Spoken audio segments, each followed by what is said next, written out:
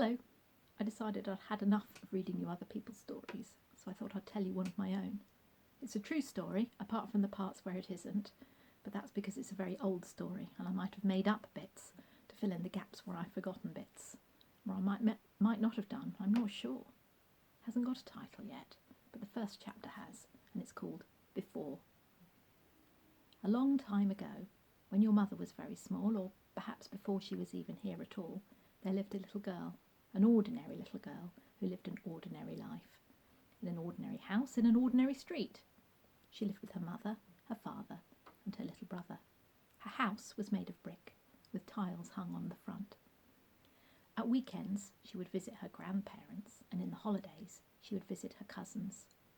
She went to an ordinary school, where she wore a navy blue jumper made for her by her mother. She played with her best friend and went to her best friend's house for tea, where they had fish fingers or sausages every single time. They liked to play best of all with their dolls, and they liked to play outside as well.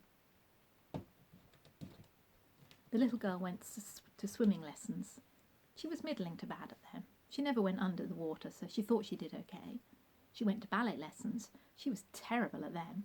And she went to brownies, where she was middling good. She liked to play with dolls and toys. She liked to play and fight with her younger brother. She liked to climb trees, and she liked to draw and to make up stories. For her 7th birthday, she had received a pair of pyjamas.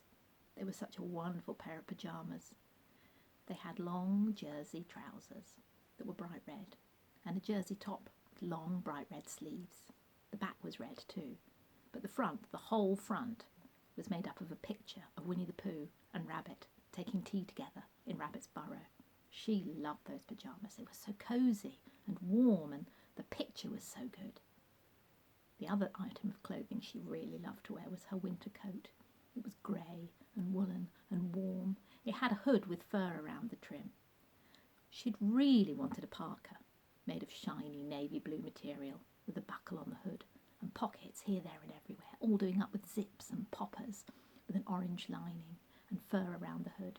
You could zip the hoods right up so it looked as if you were in a tunnel. She thought they were wonderful, but she wasn't allowed a parka. But she was allowed the beautiful grey coat, and it did at least have a fur trim and 2 pockets for her hands, so it wasn't all bad. One day, the little girl was having dinner with her family. They were chatting, as normal, nothing was unusual, when suddenly her father said, "I have some news for you all. How would you like to move to a different house?" Well, the little girl had already moved to this house, and she remembered the old house, so that was okay. She was up for that. They'd have another house move, yes. "How would you like," said her father, "to move to a different country?" The little girl put down her knife and fork. A different country? She'd never ever been to a different country.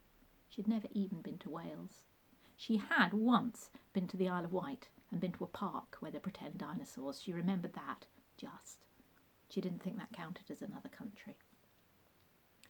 "In the other country," said her father, "it's hot all the time, always summer, never winter. Imagine that." And then the little girl did something that nobody expected. Even she wasn't expecting it. She burst into tears and said no, she wouldn't like to go and live in another country, and she wouldn't like to go and live in another country that was hot all the time.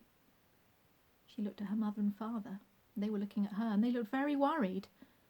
She wondered if perhaps she'd said the wrong thing. "Why don't you want to go?" asked her mother gently. "I don't want to go," said the little girl, "because if it's always hot all the time, I won't be able to wear my favourite pyjamas, and I won't be able to wear my favourite coat." Her mother and father looked at each other and sighed. "I'll buy you new pyjamas," said her father. "I'll buy a new coat," said her mother. "You might be too big for them by the time we get back." How long were they going to this place for? The little girl was very surprised. "Where is this other country?" she asked. "Well," said her mother, "just you look." And she reached down beside her chair and brought up the atlas. The atlas was a book full of maps of all the places in the world. Sometimes the little girl liked to look through it with her father. They would pick out places to go. The little girl had never been to any of them. Her mother flipped through the book turning the pages, and eventually she got to a page that was nearly all blue. It was light blue sea, and in the middle of the light blue sea were some very tiny dots. Her mother put her finger on the very tiny dots and said, "There. The country's called the Gilbert Islands, and we're going to live there for 2 years. Daddy's got a job there. We're all going to go, and we're going to live out there. What do you think?" Well, the little girl wasn't sure.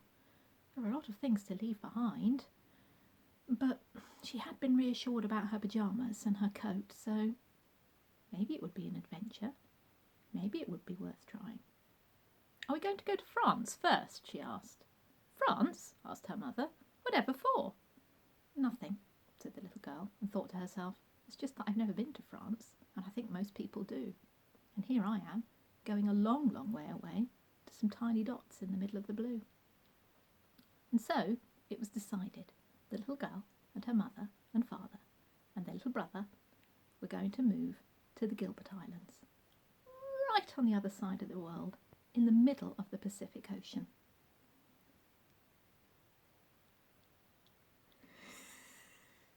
I can't believe I've got to the end and messed it up. It's because I couldn't think how to finish the chapter. How do you think I should finish it? Maybe I should say, "But there are a lot of things to get ready before then." Or maybe I should say, "And there were many things to think about before they could leave."